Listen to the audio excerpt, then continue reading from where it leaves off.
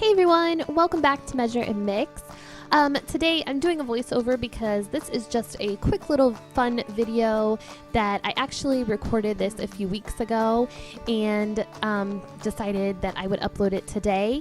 But it's just one of those book letters, and actually I think it is something like an anthropology book letter that it's inspired from, but I actually saw this in my garden center, local garden center one day that they had these, and I was like, ooh, that would be fun. I could make one of these. So that's what I'm doing.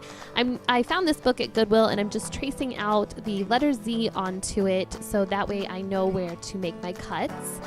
And I am using a jigsaw to cut the Z out. Now, I probably should have clamped this to the table because you have to be really careful with this. The book is kind of flimsy, but I did have my husband there to help, so he was more than willing to help me out here. Now, when I took the corners out of the books, because I did it one at a time, I cut like the first little triangle, and then I moved on and cut the second little triangle of the Z, and it kind of gets stuck in that top corner there when you're cutting it out, so you kind of have to work a little bit to get that part out. I actually ended up using an X-Acto knife and kind of slicing page per page after I did the first initial cut with the jigsaw, just to get it out a little bit more smoothly and evenly.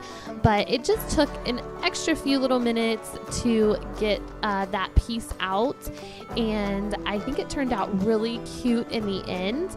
So I'm glad that I have one of these now. My son actually wants me to make a letter J for him for his room because his name is Jackson. So I might do that, go back to Goodwill and find a cool book that I can make a J out of. Well, I hope you guys liked this quick little DIY, and if you did, please give me a thumbs up. If you're new to my channel, hit that subscribe button down below if you like home decor and DIY videos. Also, don't forget to hit that notification bell if you don't want to miss out on any new videos, and I will see you guys next time. Take care. Bye-bye.